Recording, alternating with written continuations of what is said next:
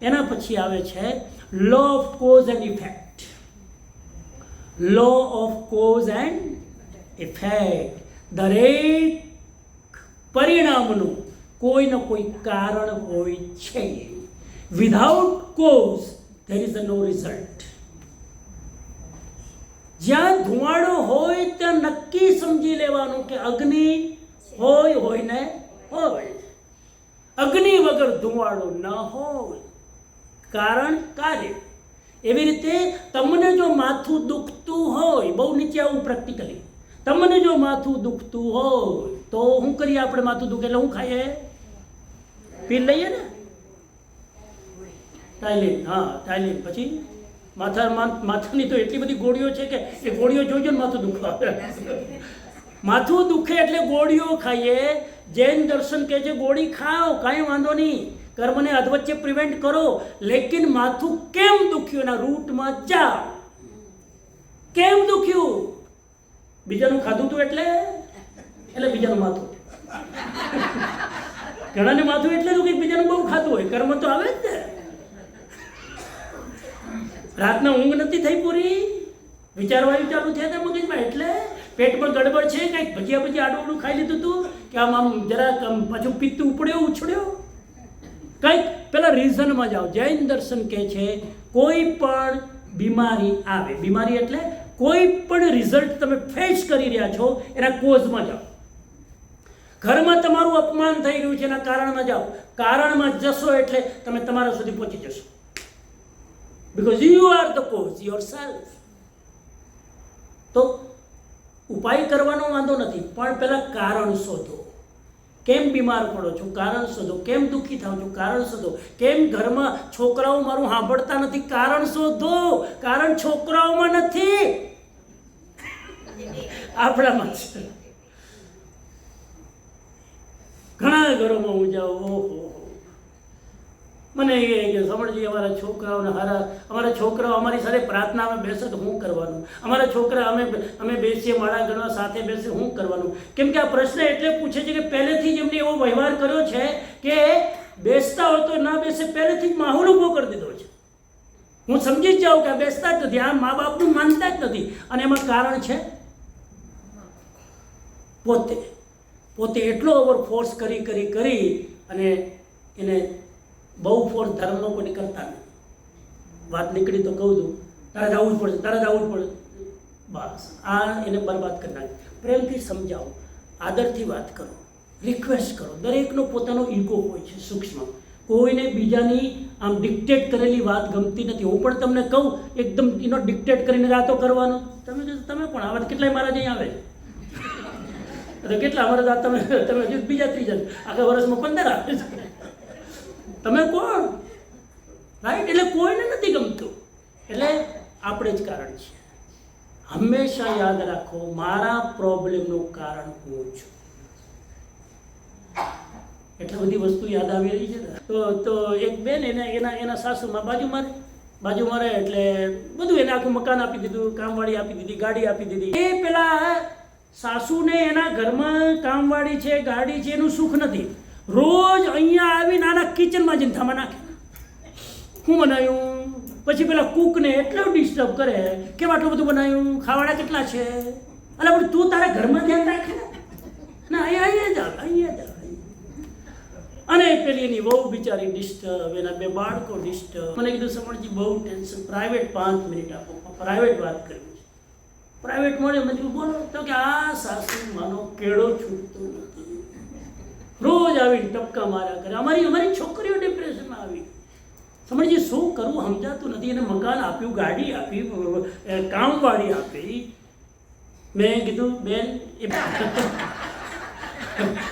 અમે બેઠા નથી યાર, તમે ખોટું નહીં. મને બહુ એજ્યુકેટેડ બેન હતા, બહુ વિવેકી. મેં કીધું બેન એનું કારણ તમે જ છો.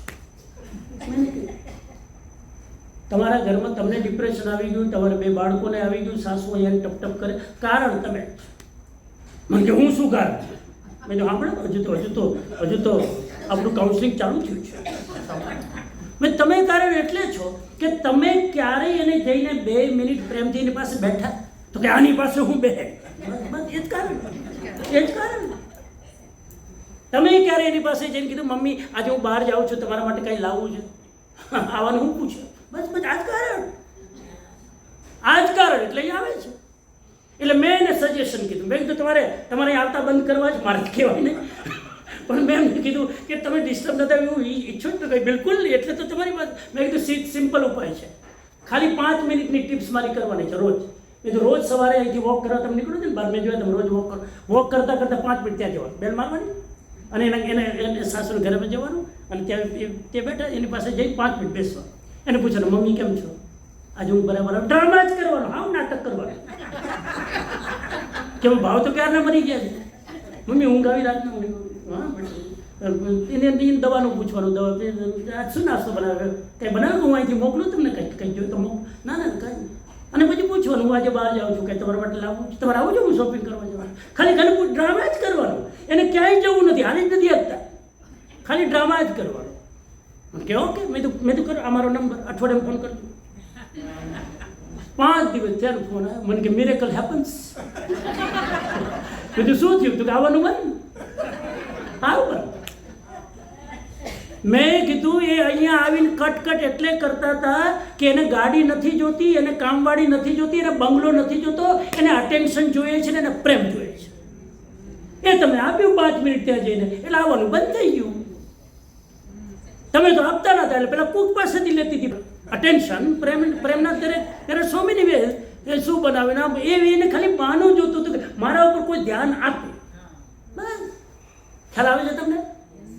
આખીરમાં કોઈ પણ અગર ઘરમાં મારા છોકરા નથી સાંભળતા, હું જ કારણ છું, ચેક કરજો, ક્યાંક ને ક્યાંક તમારી આડી અવડી સિસ્ટમ ખોટું કામ કરે છે, એને ચેન્જ કરજો. તો લો ઓફ કરવા ક્લિયર. ત્યારબાદ છેલ્લું હા law of cause and effect. તો હા કાર્યકારણ સિદ્ધાંત. આ કોઈ પણ વસ્તુનું કારણ શોધો, ઈલાજ કરવાની ના નથી, કારણ શોધો. હું તો હંમેશા કારણમાં જાઉં કે ભલે ને એની ટ્રીટમેન્ટ કરાવો, એનો ઇલાજ કરાવો, એનો ઉપાય, પણ કારણ તું શોધો. પરમેનન્ટ તો ત્યાં જ છે. આનું પરમેનન્ટ કામ થઈ ગયું. અને એ કોઝ અને ઇફેક્ટમાં કેટલા બધા તત્વો કામ કરતા, ઘણા બધા તત્વો એકસાથે જોડાયેલા હોય છે.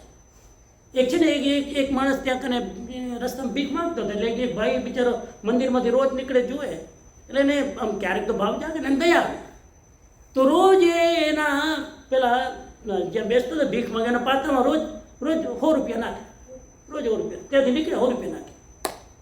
પેલો ખુશ, ઓહો ભાઈ ભગવાન આને રોજ મંદિરે મોકલ્યા કરે, રોજ 100 રૂપિયા નાખે. 6 મહિના 8 મહિના થયા તો 100 રૂપિયાના બદલે હવે 50 રૂપિયા નાખવા લાગ્યા. એને સહન નથી, પણ આમ મોઢું પકડ્યું કે આ ના ચાલે. પછી છેલ્લે તો 20 રૂપિયામાં આવ્યો, એટલે હવે આનાથી રહેવાનું નહીં, સહન નથી. આટલો બધો લોસ કોઈ સહન કરે. અને એને એકવાર કીધું કે સાહેબ તમે 100 રૂપિયા આપતા હતા, તમે આટલા બધા ફરી ગયા, મને આટલું બધું નુકસાન, 20 રૂપિયા. પણ કે હવે મારા લગ્ન થઈ ગયા, તો તમારા લગ્ન થયા એમાં એનો ફોલ્ટ મારે ભોગવવા. લગ્ન તમારા થયા, મોજ તમે કરો, એનું નુકસાન મારે ભોગવવું કે પણ મારી જવાબદારી તો, પણ તમારી જવાબદારી હતી એમાં મારો શું?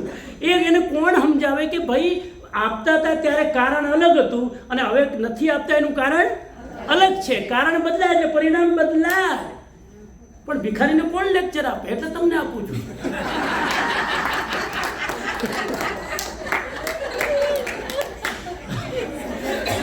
કોઝ